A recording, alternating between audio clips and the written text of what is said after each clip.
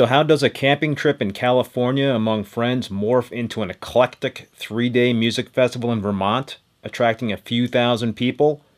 Well, this past weekend, the Friendly Gathering was held from June 29th to July 1st in its new home at Sugarbush Resort in Vermont's Mad River Valley.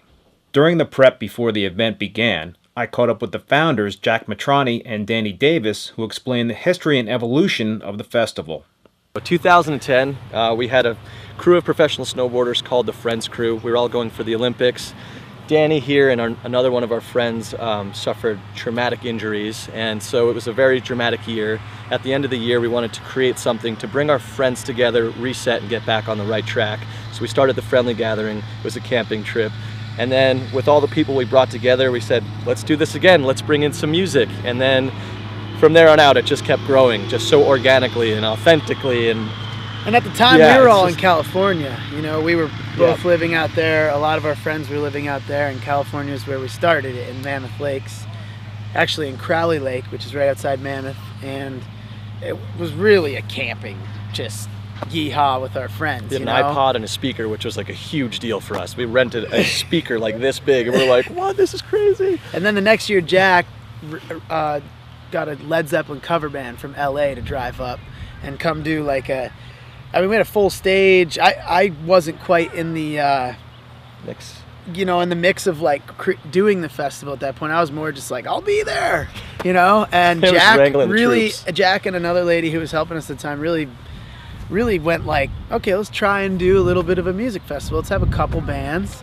And once we did that, then Jack was like, well, that was somewhat easy. Let's try to get like that. We had two bands. Let's try to do 12 in Vermont. And that's when we found the Wakers with their property down in Southern VT, and they were just so generous. Just like, have at it. Build a skate ramp, build a stage, whatever you'd like. Like, can people swim in the pond? Yeah, and then it was just on from there. We've got like 12 bands, I think, that year. 12 and then 30. And yeah, well, like. And then back to 25.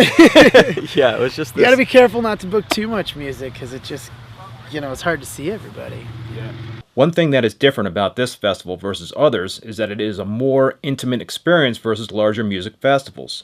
There are also many other activities going on besides music.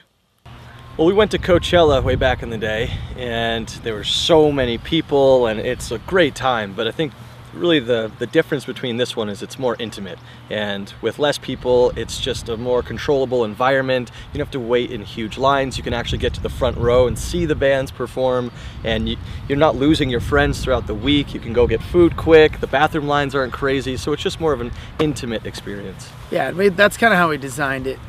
I think organically it's just been that way. We're not really pushing to have 20,000 people or even 10,000 people. We want to keep it family sized for us, because like you said, getting to the front of the stage, you got a band you want to see, and there's 20,000 people, you're not getting there. And here you can really get to the front of any stage, get a beer when you want to, get food when you want to, find your friends. It's really just a smaller vibe. And then we bring skateboarding to it, there's lots of like different activities. I mean, yoga and dance class, just a little bit of something for everyone. And then our music genre is very vast too. I feel like a lot of music festivals kind of focus on one thing or another, or one genre or another, but there's a little bit of everything here. So it's like a giant summer camp versus like a mega music festival. Like, you come here, you don't know anyone when you get here except for maybe your 20 friends, and by the end you might know everybody on a first name basis, and you can't get that at a big music festival. Is there a specific target audience for the festival? Not really. 75 and up is what we're going for, just the real true deadheads, man. Honestly, for us, the target audience is anyone and everyone. Yeah. I mean, we're not really looking and targeting a certain age group. I would say that between 18 and 35 might be the majority, but it's great to see, our parents show up, their friends show up. I mean, it's more about just people coming together. It doesn't matter what age, what size, what color, what weight, none of that matters. It's more about getting everyone together, and that's why we pick different genres of music and put together different activities. It's suitable for everybody. The bands that we bring, my mom loves half of them, half of them she's never heard of, and maybe some of them she might not like that much, but something for everybody, and the kids have a good time. There's the skate ramp. There's all kinds of kids activities. Face painting, all these little hair braiding, all these flower little crowd making, just stuff for everybody. So why was Sugarbush and the Mad River Valley chosen as the home for this year's festival? Both the scenic beauty and character of the valley ranked high up on the list.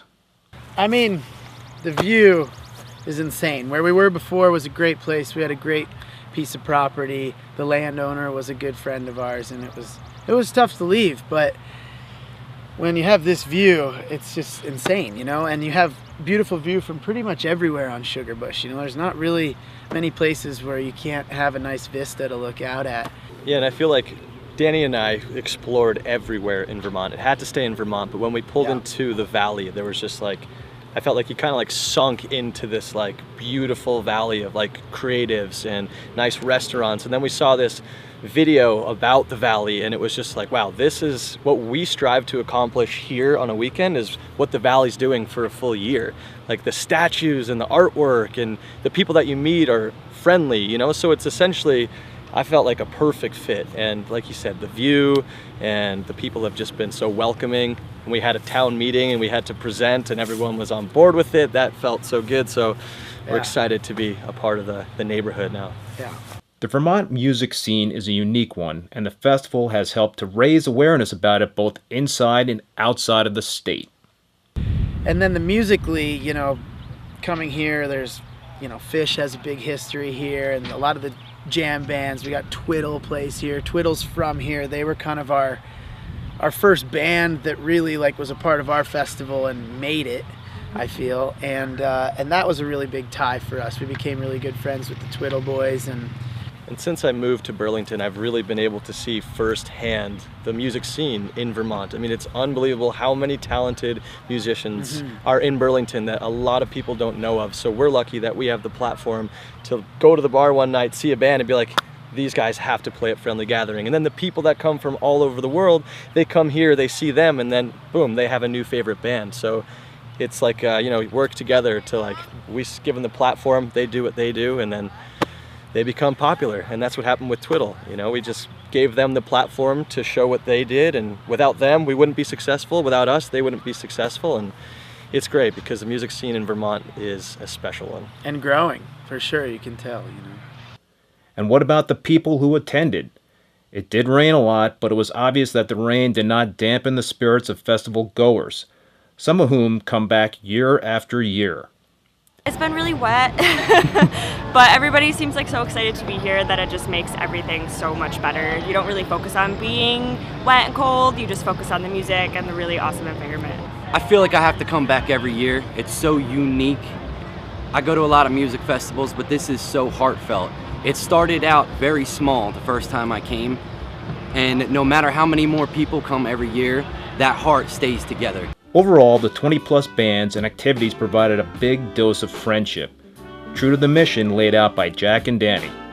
Keith Berkelhammer, Mad River Valley Television.